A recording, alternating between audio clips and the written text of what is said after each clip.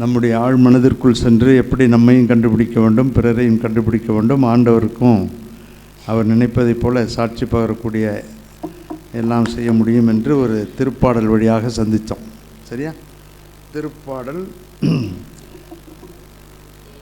136 37. ஆகவே இப்போ அதை தாண்டி அதே போல் மீண்டும் ஆண்டவர் ஒரு அருமையான செய்தியை ஒன்று சொல்லுகிறார். அதையும் பார்ப்போம்.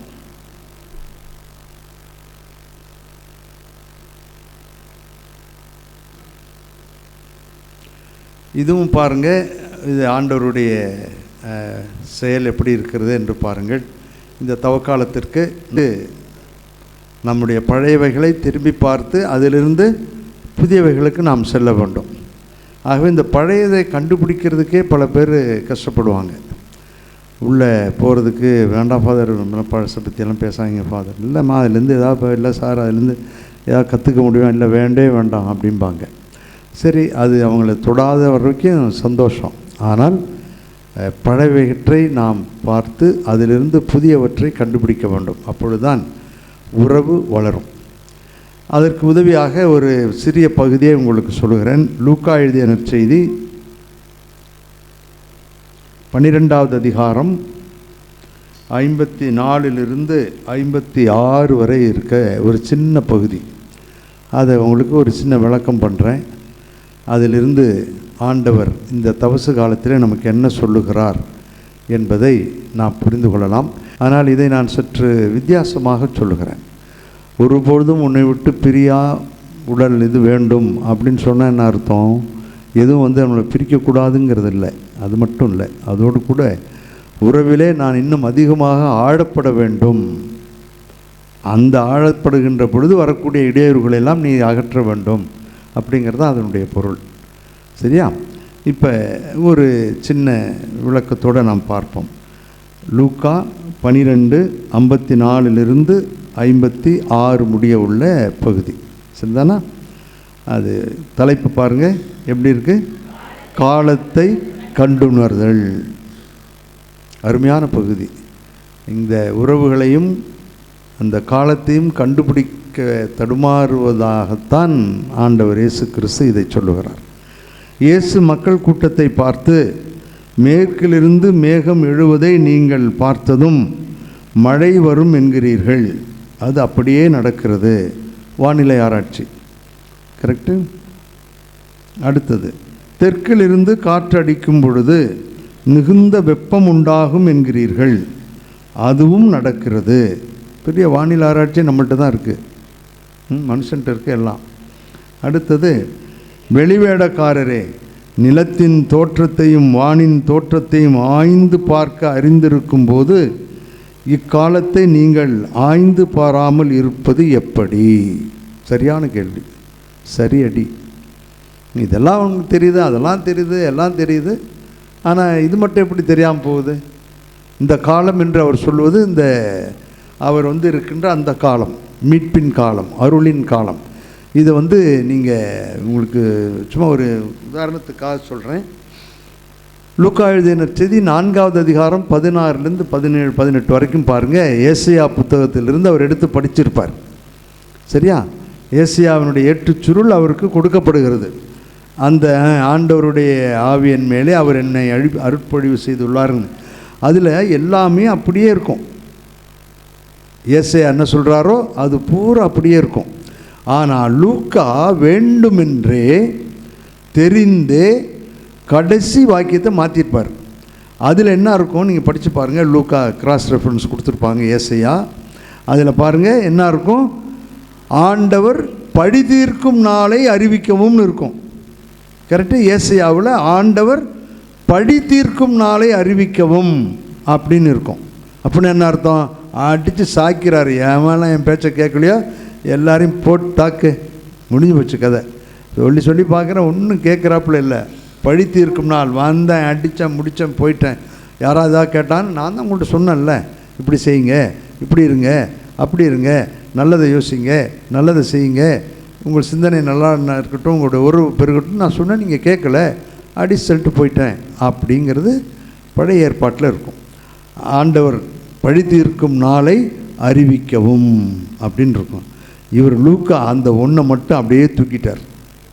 அந்த இடத்துல மீதியெல்லாம் ஒன்றா இருக்கும். ஆண்டவர் பழி தீர்க்கும் நாளை அப்படிங்கிறத எடுத்துட்டு ஆண்டவர் அருள் தரும் ஆண்டை முழக்கமிட்டு அறிவிக்கவும். சும்மாலாம் அறிவிக்கலை பாருங்கள். இதெல்லாம் நீங்கள் விவிலியத்தில் உள்ள அழுத்தமாக படிக்கணும். இது சும்மா அவர் சொல்லலை, ஆண்டவர் அருள் தரும் ஆண்டை அறிவிக்கவும் நான் வந்திருக்கிறேன் அப்படின்னு அவர் சொல்லலை. ஆண்டவர் அருள் தரும் ஆண்டினை முழக்கமிட்டு அறிவிக்கும். அப்படின்னா என்ன, உங்கள் காதில் ஊதுறேன், நீங்கள் கேட்டு தான் ஆகணும். கரெக்டு. இப்போ பல பேர் புதுசாக செய்கிறாங்க. நான் யார் கட்சியெல்லாம் பேச விரும்பலை, ஆனால் நீங்கள் அதெல்லாம் பார்க்கணும். நின்றுக்கிட்டு டயலாக் பேசுகிறாங்க. அது எனக்குமே கொஞ்சம் கூச்சமாக தான் இருந்துச்சு அது கேட்குறதுக்கு. எந்த கட்சிக்காரங்களும் யோக்கியம் கிடையாதுங்க, எல்லாருமே வீக்கு தான். இதில் அளவு தான் வித்தியாசம். ஒருத்தர் ஓவர் கொள்ளை, ஒருத்தர் படா கொள்ளை, இன்னொருத்தர் மெகா கொள்ளை, ஊழல். இதுதான் வித்தியாசமே உடைய. எல்லாருமே ஊழல் தான், எல்லாருமே ஐக்கியத்தனம் தான். பிஜேபியாக இருக்கட்டும், யாராக இருக்கட்டும், அவங்க ஒன்றும் அப்படி ஒன்றும் அப்பழுக்கற்றவர்கள் அல்ல. மீடியா பூரா அவங்க கையில் இருக்கனால எதுவும் வெளியே வர மாட்டேங்குது. அவ்வளோதான், போட்டு அடைச்சி மடக்கி ஒடுக்கி வச்சிட்றாங்க. இதுதானே ஒழிய அவங்களெல்லாம் அப்பழுக்கற்றவர்கள் என்றதெல்லாம் இல்லை. அதனால் ஒருத்தர் புதுசாக கட்சி ஆரம்பிச்சிருக்கிறார், உங்களுக்கு தெரியும். அவர் மற்றவங்களையும் பேசுகிறத பற்றியெல்லாம் தப்பு கிடையாது. நான் ஒரு பொதுவானதில் சொல்கிறேன், பிடிக்கலங்கிறதில் சொல்லலை. அரசியல் பேசுகிற இடமும் இல்லை இது. இருந்தாலும் உங்களுடைய சிந்தனைக்காக நான் சொல்கிறேன். எழுதி கொடுக்குறாங்களா, எழுதி கொடுக்கலையோ, பணம் கொடுத்தாங்களா, கொடுக்கலையா, அதெல்லாம் தெரில. திடீர்னு வந்தார், போனார், வச்சார். திமுக தீய சக்தி, தீய சக்தி, தீய சக்தி, தீய சக்தி, தீய சக்தி. என்ன தீய சக்தி, தீய சக்தி, தீய சக்தி? என்னத்தை கண்ட நீ? இதெல்லாம் ஓவர். பேசலாம், தப்புன்னு நான் சொல்லலை. தீய சக்தி காரணம் இன்னென்னதை வச்சு நான் சொல்கிறேன், அவன் அயோக்கியர்கள் இன்னென்னதை வச்சு சொல்கிறேன் அப்படின்னு நீங்கள் பட்டியல் போட்டு உங்களுடைய வாதத்தை தான் சொல்ல வேண்டும். அதை விட்டு சும்மா வாழு ஊழுன்னு கத்தக்கூடாது. அது அரசியல் நாகரிகம் அல்ல. அதைத்தான் ஆண்டவர் சொல்கிறார். எப்படி இவங்க கத்துறதுனால என்ன ஆகுது, நம்ம காதில் உழுவுது. தீய சக்தி, தீய சக்தி, தீய சக்தி, தீய சக்தி, தீய சக்தி. காதில் ஜாரிங்னு தெரியுதுங்களா, மோதுது, அப்படியே கடுப்பாக இருக்கு. அந்த மாதிரி ஆண்டவர் சொல்கிறார், ஆண்டவர் அருள் தரும் ஆண்டினை முழக்கமிட்டு அறிவிக்கவும். இப்போ புரியுதுங்களா அந்த வார்த்தைக்கு எவ்வளோ அர்த்தம் இருக்குன்னு? சும்மா சொல்லலை. ஆண்டவர் முழுக்க இப்போ எக்காலத்தை ஊதி ஆண்டவர் வர்றாருன்னு சொல்லலை. உங்கள் மனசில் அது பதிய வேண்டும், உங்கள் மனதில் இது ஆழமாக இறங்க வேண்டும். ஏசையா சொன்ன அந்த பழிவாங்கும் நாள் அல்ல இது. ஏனென்றால் யார் வந்திருக்கிறார்? ஆண்டவர் வந்திருக்கிறார், இறைமகன் வந்திருக்கிறார், மீட்பர் வந்திருக்கிறார்.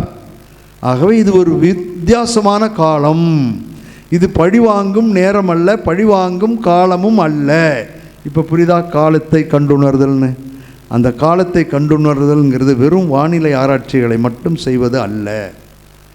மாறாக யார் நம்மோடு இருக்கிறார், இப்பொழுது எந்த தெய்வம் நம்மோடு நம் மத்தியிலே சுற்றி திரிந்து வந்து கொண்டிருக்கிறார், நமக்கு அருள் பொழிந்து குருடர்கள் பார்க்கவும், செவிடர்கள் கேட்கவும், மற்றவர்கள் எழுந்து நடக்கவும் செய்கின்ற இந்த காலம் அருளின் காலம். சரிதானா?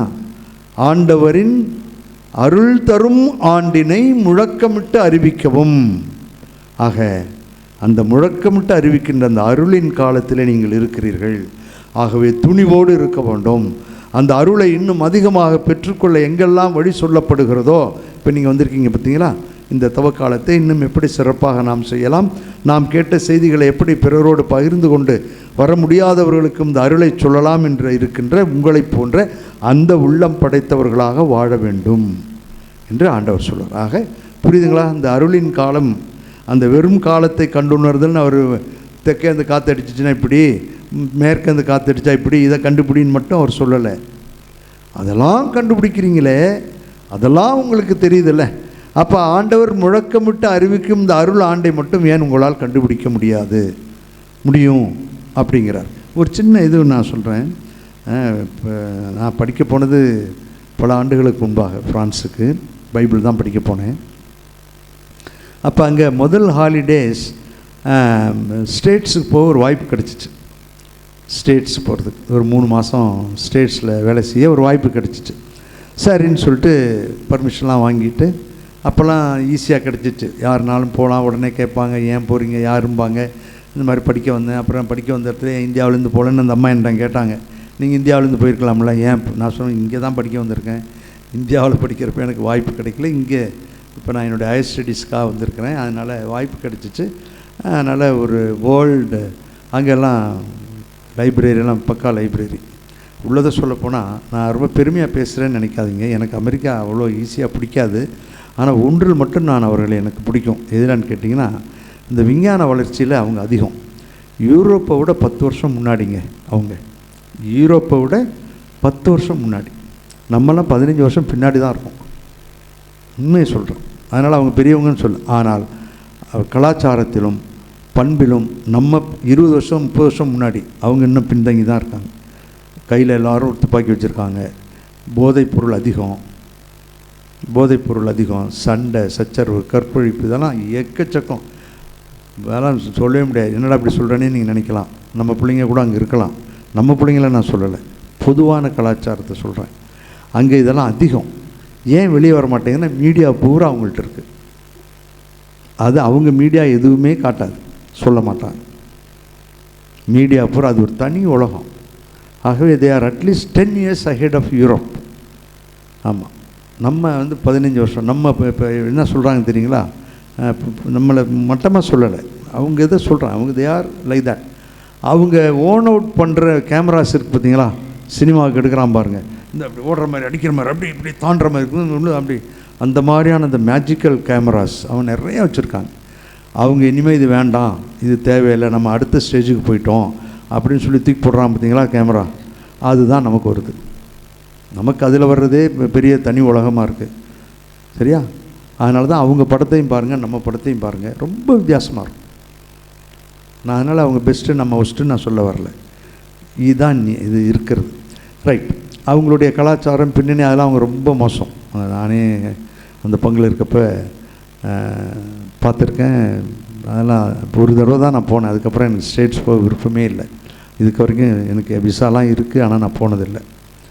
ஏன்னா என் கண்ணுக்கு முன்னாடியே ஒருத்தர் சுடுறதெல்லாம் நான் பார்த்தேங்க.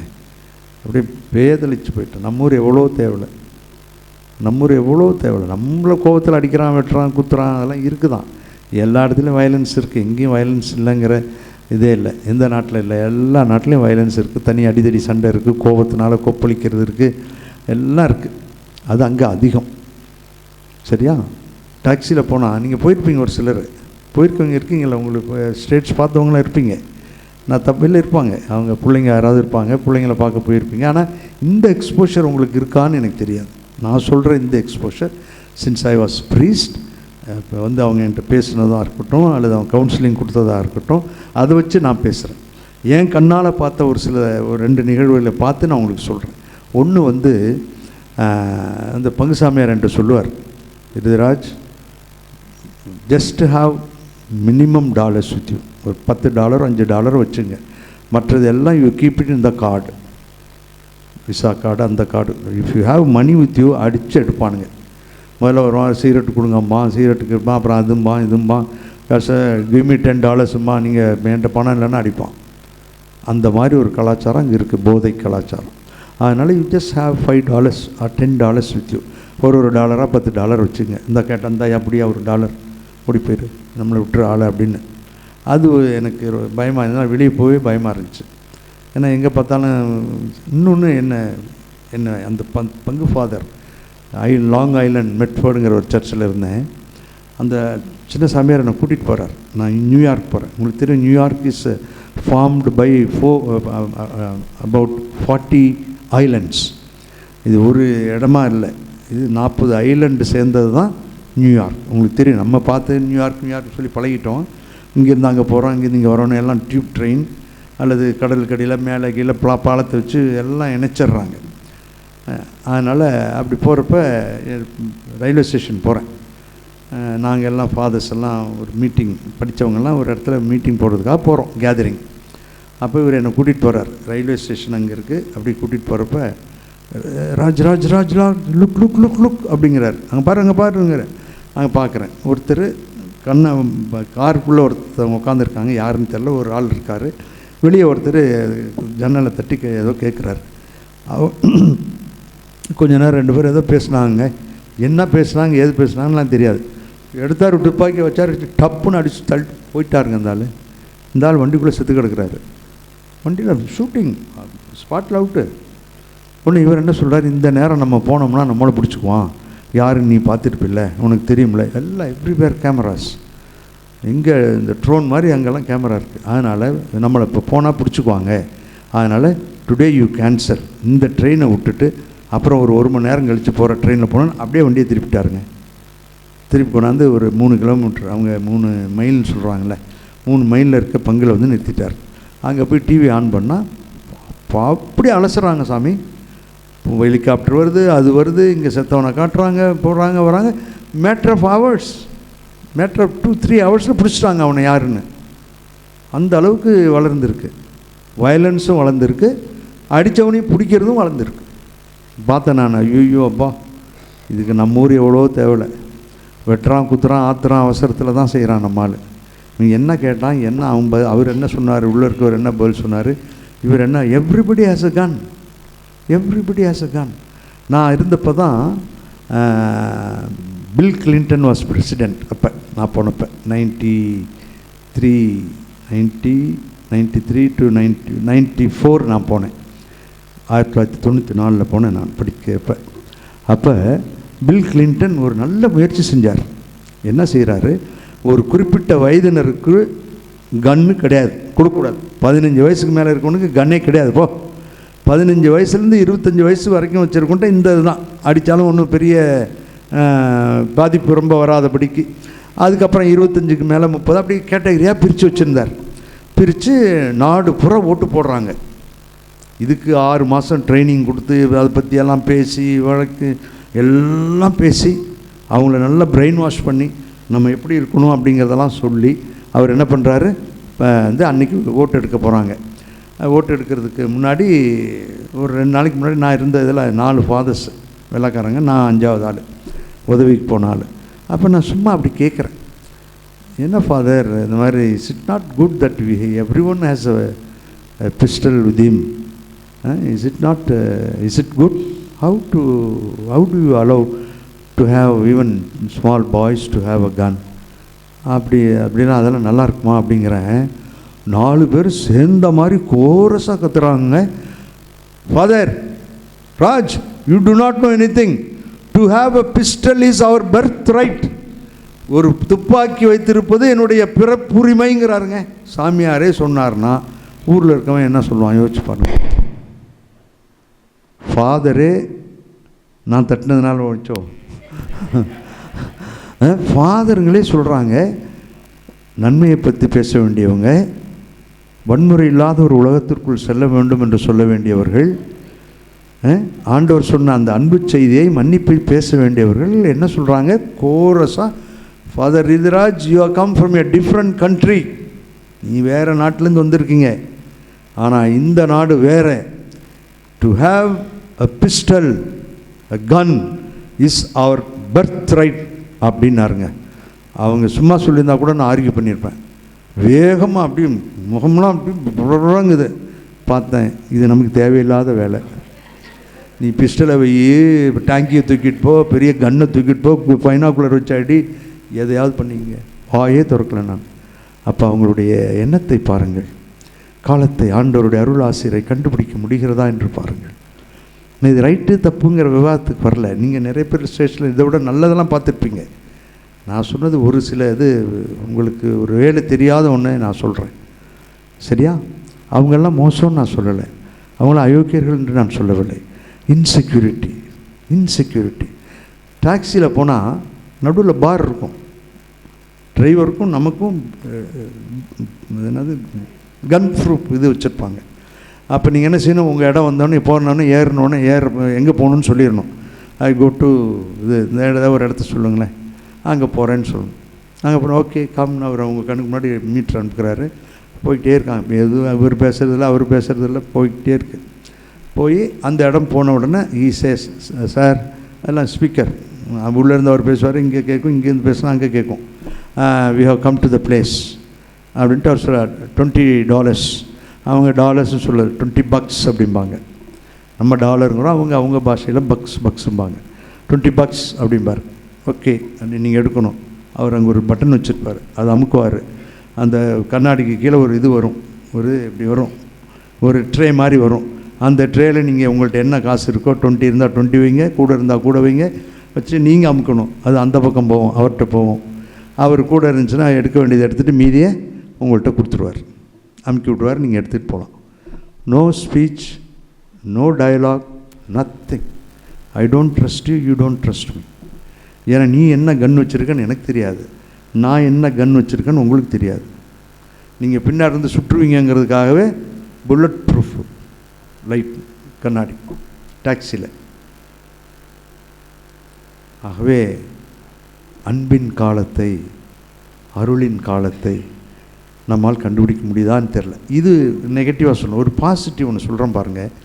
நான் ஃப்ரான்ஸில் ஏறுறேன், ஏர் ஃப்ரான்ஸில் வண்டி ஏறுறேன். when we go to states you gain a day, when you come from states to other country we lose a day. இங்கே மார்னிங் பிரேக்ஃபாஸ்ட் சாப்பிட்டுட்டு 7 மணிக்கு ஏறுறேன் வண்டி, சரியா? அங்கே போய் இறங்குறேன் அது 7, ஏன்னா அவங்க பின்னாடி இருக்காங்க. ஸோ வி கெயின் ஒரு நாள் பூரா. நமக்கு இங்கே சாப்பிட்டுட்டு காலையில் பிரேக்ஃபாஸ்ட் சாப்பிட்டுட்டு திருப்பி அங்கே போய் நான் என்னத்துக்கு தான் போகிறேன், பிரேக்ஃபாஸ்ட் தான் போகிறேன். 6-7 மணி நேரம் வித்தியாசம் போகிறேன். அப்போ இங்கே ஏறுறப்ப சொல்கிறாங்க, ஃப்ளைட்டில் சொல்கிறாங்க, this is first time I here. நம்ம இங்கே ஏறுறோம், நம்ம போய் இறங்குற ஜான் எஃப் கென்னடி நியூயார்க் அந்த ஏர்போர்ட்டில் டெம்பரேச்சர் இவ்வளோ இருக்கும். நமக்கு அதெல்லாம் புரியாது. ஏன்னா இங்கே நம்மால் மிதமான மழை பெய்யலாம், இடியுடன் கூடிய மழை இருக்கலாம், இப்படி தான் நம்ம சொல்லி கேள்விப்பட்டிருக்கோம், இருக்கலாம் அப்படின்னு. ஆனால் அவங்க என்ன சொல்கிறாங்க, when you go and when you land உங்கள் டெம்பரேச்சர் இஸ் திஸ். நீங்கள் போய் இறங்கி 3வது நிமிஷம் மழை பெய்யும் அப்படின்னு சொன்னால், இதெல்லாம் கேட்டேன், ரொம்ப ஆச்சரியமாக இருந்துச்சு. என்னடா அது, இறங்கி ஏதோ ஒரு 10 நிமிஷத்தில் மழை பெய்யும்னு சொன்னாலும் இங்கே சரிங்களா, நீங்கள் இறங்கி 3வது நிமிஷம் மழை பெய்யும். நீங்கள் இறங்கி அந்த ரன்வேயில் நம்முடைய இந்த ஏர் ஃப்ரான்ஸுடைய ஃப்ளைட்டு 13வது ஃப்ளைட்டாக நிற்கும். அப்போ நமக்கு முன்னாடி 12 பேர் இருக்கிறாங்க இறக்கி விடுறதுக்கு, நீங்கள் 13வது ஃப்ளைட்டாக நம்ம இருப்போம். அப்படி இந்த டீட்டெயில் பூரா சொல்கிறாருங்க. எனக்கா என்னடா இது அவ்வளோ அக்யூரேட்டாக சொல்கிறாங்க. டெம்பரேச்சர் ஏதோ சொல்லலாம், 3 நிமிஷத்தில் மழை பெய்யுங்கிறாரு. ரொம்ப ஆச்சரியமாக இருந்துச்சு. கரெக்டுங்க, இறங்கி 3வது நிமிஷம் மழை பெஞ்சிச்சுங்க. அவ்வளோ அக்யூரேட். நாங்கள் நம்மது 13வது வண்டின்னு சொன்னாரா, அவர் சொல்கிறார் pilot, we are the 13th flight to enter into the airport அப்படிங்கிறார். So it will take 10 minutes wait அப்படிங்கிறார். அவ்வளோ அக்யூரேட். அதிலலாம் அவங்கள அடிச்சுக்க முடியாது. இவ்வளவெல்லாம் கண்டுபிடிக்கிறான் மனுஷன். ஆண்டவர் கேட்குற இந்த கேள்விக்காக தான் நான் இவ்வளோ நேரம் அதை உங்கள்கிட்ட சொல்லிகிட்டு இருக்கிறேன். நான் போனால் என்னுடைய அனுபவத்தை சொல்கிறதுக்காக சொல்லலை. இவ்வளவெல்லாம்